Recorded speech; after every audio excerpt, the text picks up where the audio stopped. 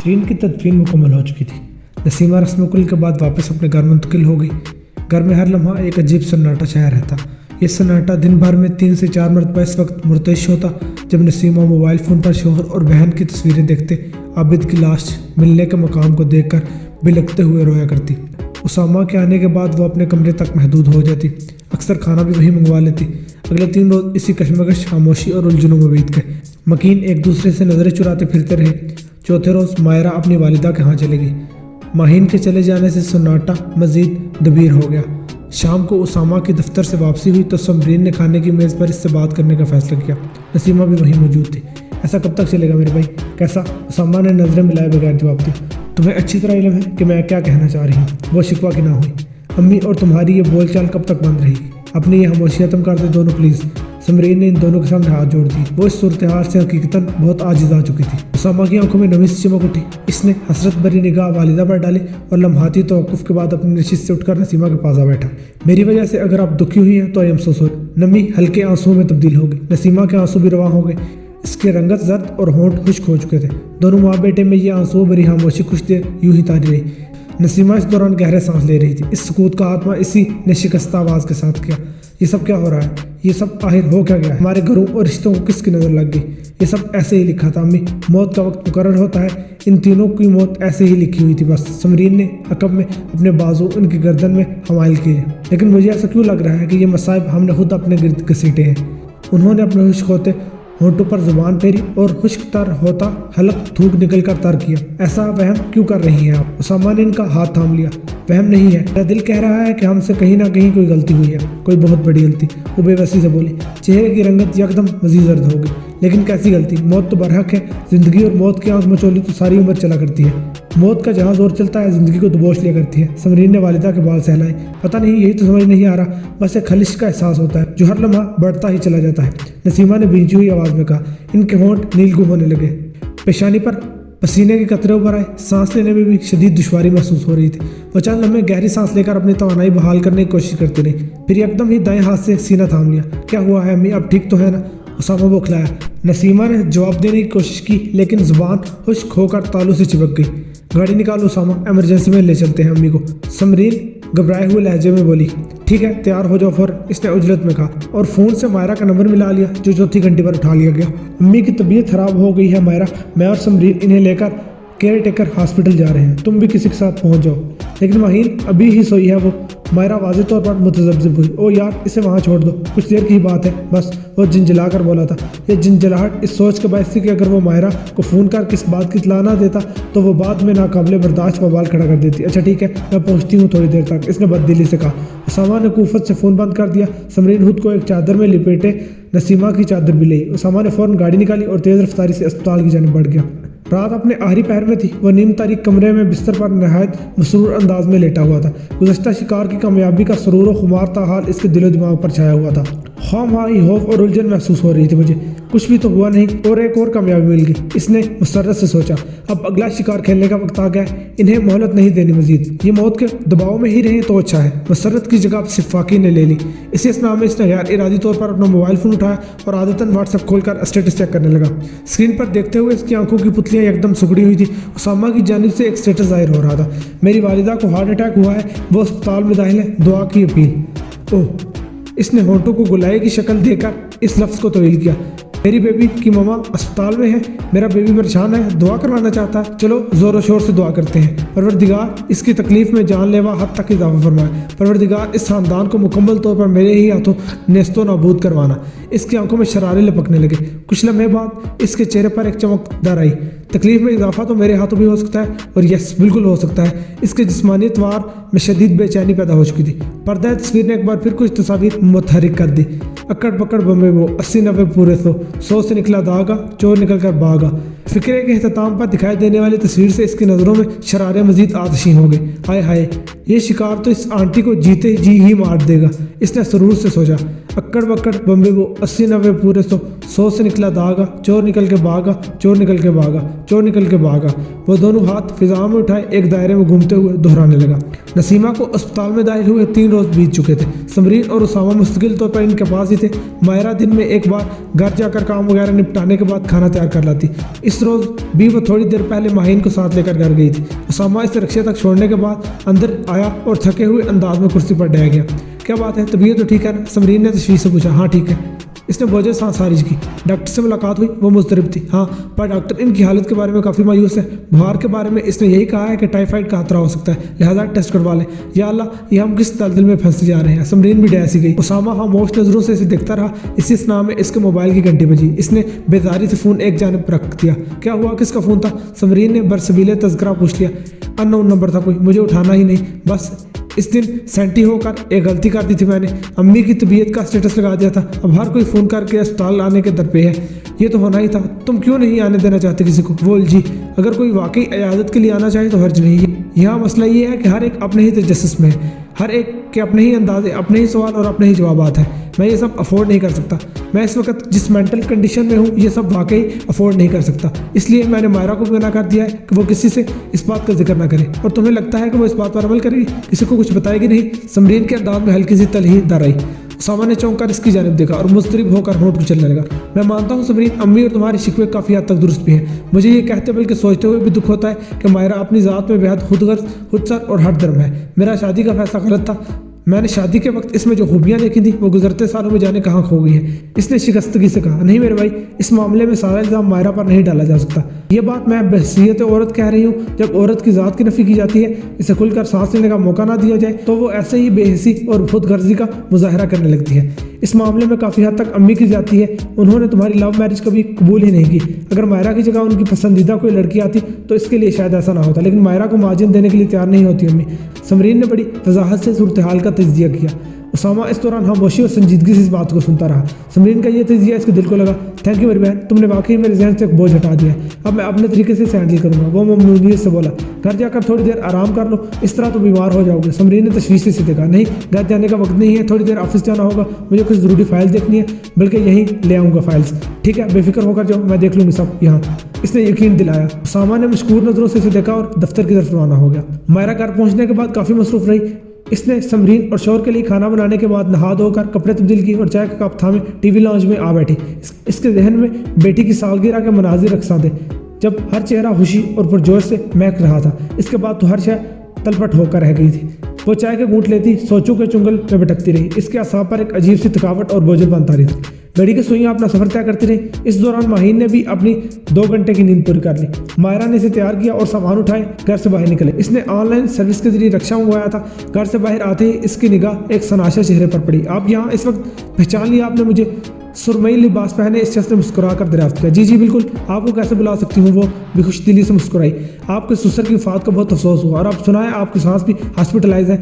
जी हाँ, इन्हें heart problem है, तबीयत में कोई बेहतरी आ ही नहीं रही। इसने कुफत से कहा। ओ, आपके लिए ये तो बड़ा मसला बन गया होगा। गवर्नमेंट हॉस्पिटल में तो वैसे भी बहुत ख्वार करते हैं पेशेंट के साथ आने वाले को। वो भरपूर हमदर्दी से बोला। नहीं, ऐसा तो कोई इशू नहीं। उसामा ने इन्हें शहर के महंगे तरीन प्राइवेट अस्पताल में दाखिल करवाया है, जहाँ लवाहिकीन के लिए अच्छी सहूलियात है। हाँ, बस एक बात है कि केयर के नाम पर खाल उतारने वाली कसर रह जाती है। मायरा तलही से बोली। बस यही हाल है आजकल के हर प्राइवेट इदारे का। इसने मजीद हमदर्दी जताई। आपकी हिम्मत को भी दाद देनी बनती है कि छोटी बच्ची के साथ घर और हॉस्पिटल मैनेज कर रही है। जी हाँ, बस कर ही लेती हूँ किसी न किसी तरह मैनेज।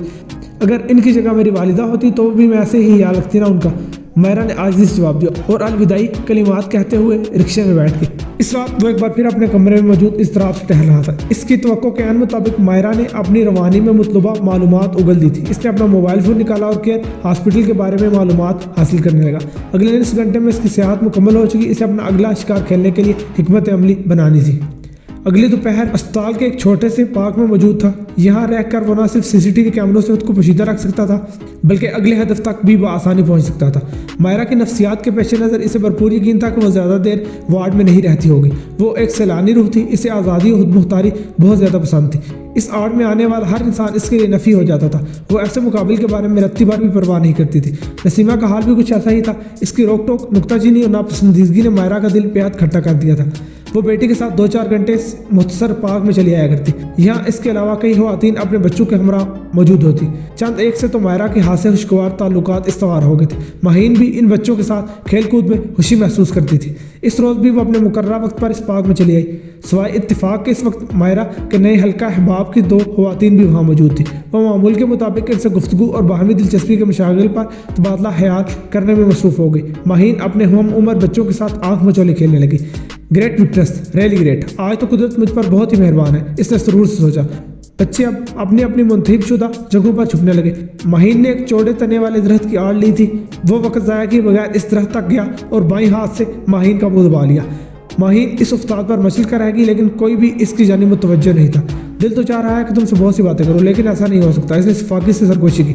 माहीन मजीद में चलने लगी। इसने माहीन का मुंह मजीद जोर से दबाया और दाएं हाथ से इसकी गर्दन के पास महसूस रग दबा दी। माहीन का वजूद झटके लेने लगा। Sorry little angel, I am so sorry. पर यह सब ज़रूरी था, बहुत ज़्यादा ज़रूरी। इसने एक और सरगोशी की। माहीन का नाजुक वजूद अपने रगों पर मजीद दबाव बर्दाश्त न कर सका और वह बेजान होकर इसके हाथों झूल गई। इसने एहतियात से माहीन को वहीं दरख्त की आड़ में लटा दिया और पार्क की अकबी सीमा से बाहर निकल गया। चलते चलते इसे अपने अगले शिकार के लिए बेहतरीन ख्याल सूझ गया था। इसकी हुशी और सरशारी का कोई ठिकाना नहीं था। मायरा मुकम्मल इन्हमाक और ज़ोर शोर से इन ख़वातीन से गुफ्तगू में मसरूफ़ थी। इन तीनों की गुफ्तगू का मौजू अपनी अपनी ज़िंदगी को मज़लूमियत की सबसे बड़ी मिसाल साबित करना था। तीनों ही खुद पर ढाए जाने वाले मज़ालिम बढ़ा चढ़ा कर बयान कर रही थी। कुछ ही देर गुजरी कि एक बच्चा दौड़ते हुए इसके पास चला आया। इसकी उम्र तकरीबन 7 बरस थी। आंटी आंटी, वो हाँफते हुए बोला। कितनी बार मना किया है आपको अहमद, आंटी नहीं आंटी जी कहते हैं। इसकी वालिदा ने फ़ौरन टोकने का फरीदा सा इंजाम दिया। वो मामा, वो उधर माही गिर गई है, वो उठ ही नहीं रही, हमने बहुत बुलाया है इसे। अहमद के इस इंकशाफ पर मायरा का दिल धक से रह गया। क्या हुआ है मेरे बच्चे को, कहाँ गिरी है वो? घबराए हुए लहजे में बोली। वो इधर उस दरख्त के पीछे। अहमद ने अंगश्त शहादत से इशारा किया। मायरा फ़ौरन इस जानिब लपकी। दीगर ख़वातीन भी इसके पीछे चली हैं। माही, मेरी बच्ची क्या हुआ है? मायरा घुटनों के बल इसके पास बैठकर चेहरा थपथपाने लगी। यकलख्त एक गैर फितरी एहसास ने इसे शल कर दिया। माहीन के बदन में सांसों की आमदरफ्त महसूस नहीं हो रही थी। इसने अपना कान बेटी के सीने पर रखकर धड़कन महसूस करने की कोशिश की, लेकिन नतीजा सिफर। मायरा ने माहीन का वजूद जोड़ कर रख दिया। इसका मुंह खोलकर मसनूई तनफ्फुस देने की कोशिश भी की, लेकिन नाकाम रही। वो दाने मारते हुए रोने लगी। इसी इस्लाम में इसका मोबाइल फ़ोन गुनगुना उठा। दूसरी जानब उसामा था। कहाँ हो तुम मायरा? अम्मी को होश आ गया है, वो माहीन से मिलना चाह रही है। उसामा ने बेताबी से कहा। उसामा, माही, इसे कुछ हो गया है, वो सांस नहीं ले रही, हिल भी नहीं रही। मैं पाक में हूँ, इसे अस्पताल ले जाए, मेरी बच्ची को बचा ले, मेरी माही को पहले जैसा ठीक कर दे। वो हिज़यानी अंदाज में कहती चली गई। दूसरी जानब नसीमा की कराहें सुनाई देने लगी। माही, मेरी बच्ची क्या हुआ इसे? भाई, अम्मी की तबीयत। समरीन की आवाज़ मुकम्मल सुनाई न दी कि फ़ोन बंद हो गया। अगले चंद मिनट बेहद दुश्वार थे। मायरा बेटी को होश में लाने के हर जतन कर चुकी। इसी लम्हे उसामा दीवानावार भागता हुआ वहाँ चला आया। इसने एक खामोश निगाह मायरा पर डाली और माहीन को गोद में उठाकर वापस अस्पताल की जानिब दौड़ लगा दी। अस्पताल वालों ने फीस और रस्मी कार्रवाई मुकम्मल करके माहीन का मुकम्मल मुआयना किया। डॉक्टर ने उसामा के कंधे पर हाथ रखा और नरमी से कहा, I am so sorry, she is no more. Myra ये सुनते ही पथरा गई। लेकिन कैसे डॉक्टर? वो तो बिल्कुल फिट और फाइन थी। उसामा की आवाज़ भी फटने के करीब थी। वेल, इसके बारे में अभी क्या कहा जा सकता है? डॉक्टर ने पेशा वराना अखलाकियात का मुजाहरा किया। मैं अपनी बेटी का पोस्टमार्टम करवाना चाहता हूँ। उसामा के जबड़े बीच के। फाइन, नो इशू, आप रिसेप्शन पर जाकर बात कर लीजिए, डॉक्टर ने बेनियाजी से कहा। अपनी बेटी की चीर फाड़ नहीं होने दूंगी मैं। सुना आपने? मायरा का सख्ता यकलख्त टूट गया। Shut up, just shut up. अभी एक लफ्ज़ भी मजीद मुंह से निकाला तो मैं तुम्हें चीर फाड़ दूंगा, समझी तुम? वो गुर्राया। मायरा इसके तेवर देखकर शिश्तर रह गई। इसके होंठों पर सकूत की मोहर लग गई। अस्पताल के इस कमरे में मौत से भी भयानक खामोशी तारी थी। नसीमा के कदरे होश में आने और हालत बेहतर होने की वो लम्हाती खुशी एकदम होलनाक सूरत इख्तियार कर गई थी। नसीमा की जानिब से पोती को मिलने की फरमाइश पर ही उसामा ने मायरा को फ़ोन किया। अब ये उनकी इंतहाई बदकिस्मती थी कि फ़ोन के स्पीकर पर बाहर आने वाली आवाज़ ने नसीमा की समात को झंझोड़ कर रख दिया। इनकी तबीयत यकदम मजीद खराबी का शिकार हो गई। समरीन और उसामा के हाथ पांव खुल गए। समरीन ने अपनी हिम्मत मुजतमा करके भाई को माहीन के पास जाने के लिए कहा और माँ की जिम्मेदारी खुद उठा ली। इसने फौरी तौर पर डॉक्टर बुलवाया। इन्हें हर किस्म की टेंशन और स्ट्रेस से दूर रखना है, वरना अगली बार इनका संभलना मुश्किल ही नहीं नामुमकिन हो जाएगा। डॉक्टर की इस तंबीह पर समरीन की रंगत बेतरह मुतगय्यर हो गई। आंखों से आंसू की लड़ियाँ टूट टूट कर गिरने लगी। डॉक्टर अद्वियात में मजीद इजाफे का इंदराज करके रुखसत हो गया। निस्फ घंटे के बाद मायरा और उसामा कमरे में चले आए। इनके चेहरे बेइंतहा सते हुए थे। माहीन कहाँ है? वो क्यों नहीं आई आपके साथ? सब ठीक तो है ना? समरीन की आवाज़ लर्जने लगी। पोस्टमार्टम के लिए देकर आया हूँ इसकी डेड बॉडी। इस फिक्रे की अदायगी में उसामा शदीद हाँप गया। मायरा ने दांतों से अपने होंठ पूरी शिद्दत से कुचल दिए। ऐसा कैसे हो सकता है? माही हमें छोड़कर कैसे जा सकती है? समरीन बिदक गई। इसकी आवाज़ अलबत्ता धीमी ही थी। हो गया है, पता नहीं कैसे, लेकिन बस हो गया है। उसामा की निगाहें हला में किसी नुक्ते पर मरकूज थी। मौत ने हमारे घर का रास्ता ही देख लिया है। ये सिलसिला आखिर कहाँ जाकर रुकेगा? समरीन रोने लगी। मौत ने नहीं, किसी ने रास्ता देख लिया है। इसने नहायत नामुनासिब अल्फाज इस्तेमाल किए थे। میں نے اسی لیے پوسٹ مارٹم کروایا ہے اس ننھی سی جان کا۔ میرا دل کہتا ہے کہ مجھے کوئی نہ کوئی کلو ضرور مل جائے گا۔ اسامہ کے انداز میں جنون جھلکنے لگا۔ مائرہ کے آنسوں میں تیزی آنے لگی۔ اب یہ ٹسوے بہانے کا کیا فائدہ ہے؟ اسامہ نے غراتے ہوئے کہا، تمہاری غلطی کی وجہ سے میری بیٹی کا یہ حال ہوا ہے۔ ایک بار پوسٹ مارٹم رپورٹ آ جائے اس کے بعد تمہارا بھی کوئی نہ کوئی بندوبست کر لوں گا۔ میرا کیا قصور ہے؟ کیا میں نے جان بوجھ کر یہ سب کیا ہے؟ وہ تڑپ گئی۔ تمہارا ہی قصور ہے، تم نے اسے نظروں سے اوجھل کیوں ہونے دیا؟ کیسی بے پرواہ ماں ہو تم اپنی ذمہ داری کا احساس کیوں نہیں کرتی؟ اسامہ کا فشار خون بلند ہونے لگا۔ فار گاڈ سیک خاموش ہو جائیں آپ دونوں، کوئی وقت ہے یہ ایسی لڑائی جھگڑوں کا؟ اور کچھ نہیں تو امی کی طبیعت کا ہی حیال کر لیں، سمرین جھنجھلا کر بولی۔ اسامہ نے ہونٹ سختی سے بیچ لیے۔ اگلی صبح اس نے گھر جانے کا فیصلہ کر کے سمرین کو بھی مطلع کر دیا۔ میں تھوڑی دیر تک آ جاؤں گا واپس۔ اس نے بہن کو مخاطب کیا۔ میرے پاس ATM کارڈ میں بیلنس ختم ہو گیا ہے، دوسرا کارڈ گھر پر پڑا ہے، ابھی رقم کی ضرورت پڑ سکتی ہے۔ ٹھیک ہے، بے فکر ہو کر جاؤ، میں سنبھال لوں گی سب یہاں۔ سمرین کی آواز شدت غم سے بوجھل ہو چکی تھی، آنکھیں ورم سے بھرپور اور چہرہ ستا ہوا تھا۔ مجھے بھی ساتھ لے چلے، ایک دو چیزیں مجھے بھی لینی ہے، واپسی پر سمرین کے لیے ناشتہ بھی لے آؤں گی۔ مائرہ نے نظریں ملائے بغیر کہا، اس کی آواز بھی بیٹھی ہوئی تھی۔ اسامہ نے اسے نظر انداز کر دیا۔ مائرہ گہری سانس بھرتی خود ہی اس کے عقب میں چل پڑی۔ اس کے وجود کی چستی اور تراری بالکل ختم ہو چکی تھی۔ اس کے نکلتے ہی سمرین پھوٹ پھوٹ کر بے آواز رونے لگی۔ وہ پارک کی ایک بینچ پر اسپتال پر نظریں جمائے بیٹھا تھا۔ اس نے آج بھی گہرے رنگ کا لباس پہنا ہوا تھا، وجود سے شدید بے چینی جھلک رہی تھی۔ یہ بے چینی گزشتہ رات سے ہی لاحق تھی جب اس نے اگلے شکار کا انتخاب کیا تھا۔ یہ معاملہ ختم ہو جانا چاہیے جلد از جلد، تبھی مجھے سکون و اطمینان نصیب ہوگا۔ اس نے پیشانی مسلتے ہوئے خود کلامی کی۔ کچھ لمحے انہی سوچوں میں مزید حکمت عملیاں وضع کرنے میں بیت گئے۔ پردہ تصویر پر ماہین کا بے جان جسم بھی جھلک دکھا دیتا۔ اسے ماہین کے قتل کا رتی بھر بھی افسوس یا اپنے عمل پر پچھتاوا نہیں تھا۔ یہ تو ہونا ہی تھا، ان میں سے کسی کی بھی زندگی سلامت نہیں رہے گی، کسی ایک کی بھی نہیں۔ وہ ایک بوجھل سانس لیتے ہوئے اٹھا اور پارک سے نکل گیا۔